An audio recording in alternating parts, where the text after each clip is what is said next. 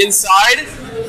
Is the resistance just your friend? Or is it like a bunch of people? It's like a bunch of people. Oh, okay. And then there's a lot of talk at work about like how we can resist from inside. Yeah. And there's like a lot of kind of like pushback. Like what's kind of lucky is that the DOJ, we can't really get fired. Yeah. We have a member who works in the people that distribute food stamps. And they can like take that away and they're just doing what they do.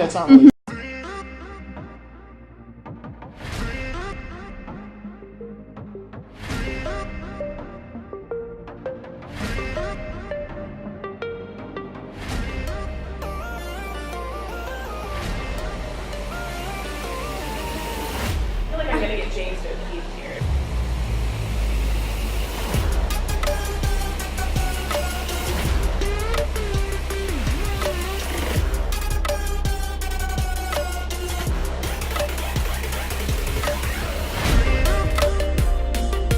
I'm a paralegal at the Department of Justice. And then there's a lot of talk at work about like how we can resist from inside. Donald J. Trump is now President of the United States. Kind of like the Nixon deep throat type of thing. We've heard about these leakers, people who send and receive confidential government information. During the Trump administration, our government is turned into a sieve. Leakers weaponize information in order to thwart a duly elected administration. People inside agencies like the Department of Justice often pursue their own radical agenda. The media, rather than expose these people and shine a light on them, often conspire with them, getting the scoop and leaving the people in the dark. Meanwhile, the deep state cabal gets bigger and bigger. But not on our watch, because this time, when it comes to agencies like DOJ and HHS, our cameras were rolling. I'd like you to meet Jessica Schubel. She's a former employee inside the Department of Health and Human Services during the Obama administration.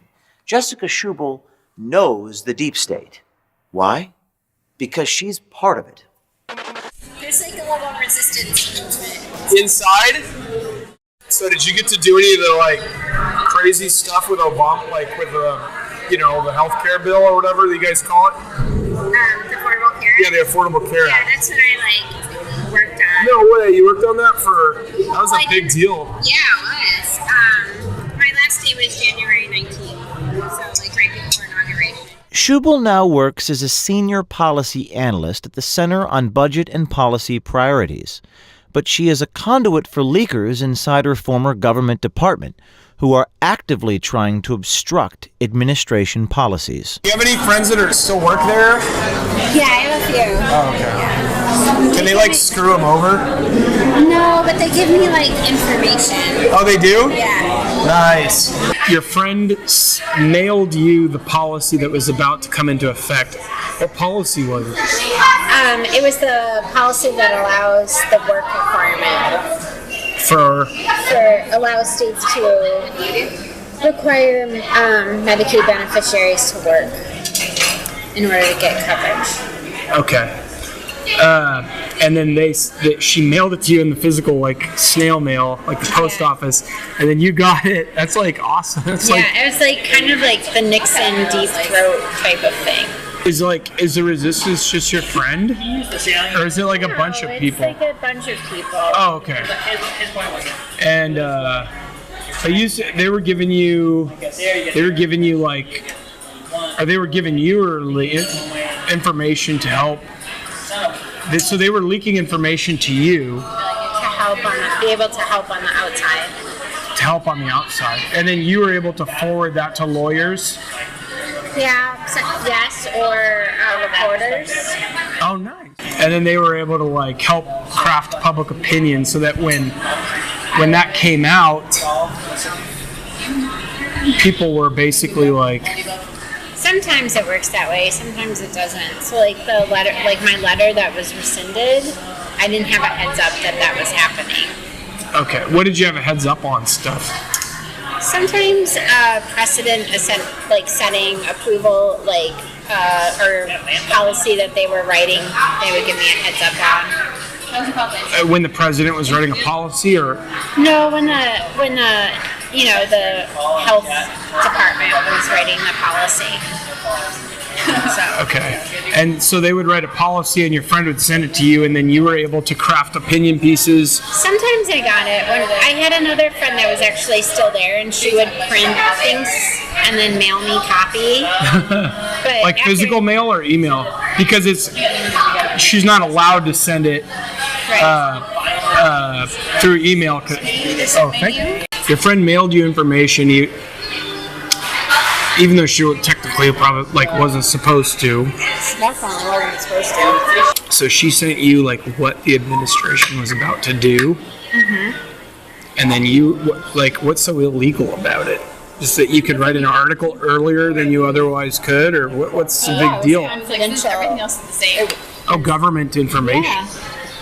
So your friend mailed you confidential government information that's illegal to mail. Right. And then you were able to write about that. Right. Is it illegal to receive it? Probably. We got illegal leaks. We got people receiving leaks. It's almost like we need a plumber. Instead, we have a lawyer. Steve, Jessica says she's breaking the law accepting this information. What say you? Well, she's probably protected by the First Amendment if she's on the receiving end of the information. So unless she's hacking or playing some kind of active role in stealing documents, that would be another story. Her source, on the other hand, is probably at the very least violating what the regulations call the basic obligations of public service.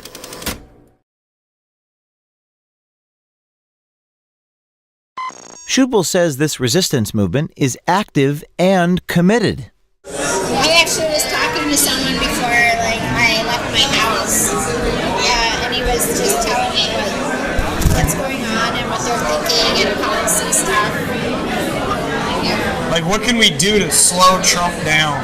Yeah, I mean, it helps me because then I can tell other people, and then we're all prepared for when it happens, and we can do something. Awesome! Hell yeah! Yeah. This is real. This is not a conspiracy theory. This is irrefutable visual proof of an official who is an HHS taking information that was illegally given to her in order to thwart the executive branch's policies. Bill? Absolutely, James. You cannot have a functioning government with people taking it upon themselves to illegally leak confidential information. Government cannot function that way. We cannot have a functioning democracy if people arrogate to themselves the ability to leak confidential government information. What's the distinction between the transparency efforts that my organization, your organization does, and these sorts of leaks? These people who are leaking from inside the government are doing it to thwart an incoming president's agenda. We are simply trying to expose the fraud that is occurring within the government itself. Our investigation has focused on current federal government employees resisting. We found a lot of them by infiltrating the D.C. branch of the Democratic Socialists of America, DSA. One of our members works with DOJ. She's pretty big into the migrant justice stuff. So people, Allison Raymond. I'm a paralegal at the Department of Justice. Nice. I work around the corner from the court, so that's how I got involved. This is Allison Raybar, one of the leaders of DSA in D.C. This past June, she led a protest against Department of Homeland Security Secretary Kirstjen Nielsen. These kids will never be reunited with their parents because Kirstjen Nielsen's staff doesn't think it's necessary to make a plan. That was public information. But what isn't public is how Allison Raybar at the Justice Department's Antitrust Division may be using federal government resources to further her resistance against the Trump administration. We caught her at a Democratic Socialists of America event preparing for a protest in the basement of a D.C. church. So since a lot of your coworkers are more leftist, are they trying to do anything? I wouldn't describe. I have a couple socialist workers who are they joined DSA. Yeah. Really? It's great. But most of them are just sort of regular liberals. Yeah. And a lot of them are lawyers, which is not the most radical group. Okay. But are they doing anything to fight against Trump? A lot of us talk about it. So most of them are vaguely politically involved. So they might support candidates and do fundraisers, and some of them canvass. Okay. And then there's a lot of talk at work about how we can resist from inside. Yeah. And there's a lot of pushback.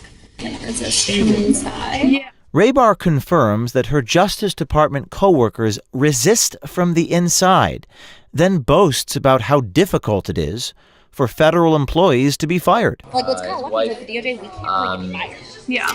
Her DSA colleague, Thwart, who works at the State Department, told us the same thing. I have nothing to lose. It's impossible to fire federal employees. I don't know. Allison brags that one of her colleagues who works at the Department of Agriculture resists by directly slowing down food stamp reform. We have a member who works in the people that distribute food stamps. And they can take that away, and they're just slowing what they do.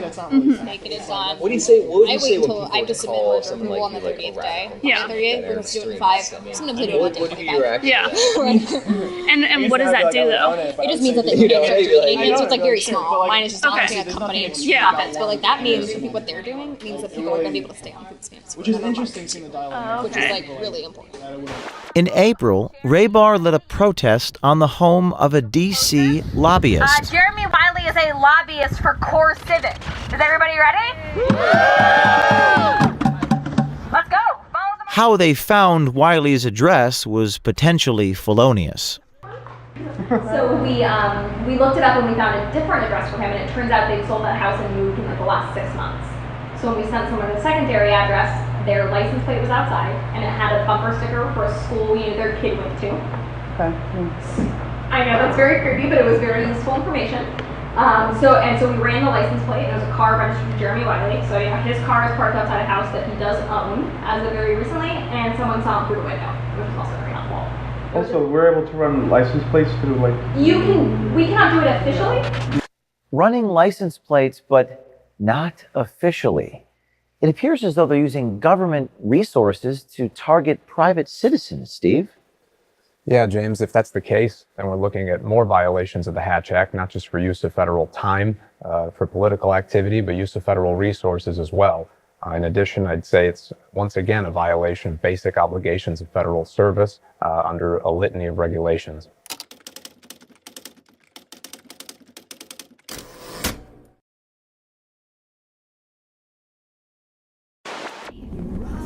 How do you guys find these people's addresses? Like, is this his personal home? So Allison is a paralegal, so her living is researching people. Okay. So she's very good at researching people. So they just find the companies, and they find the people that run the companies, and they find their home addresses. Got it. She's Okay. like How did you even find this place? Like, is it just all online? We use public information on research, yeah. Anything anyone can find. When I'm off a hot mic, I can tell you guys about our research process.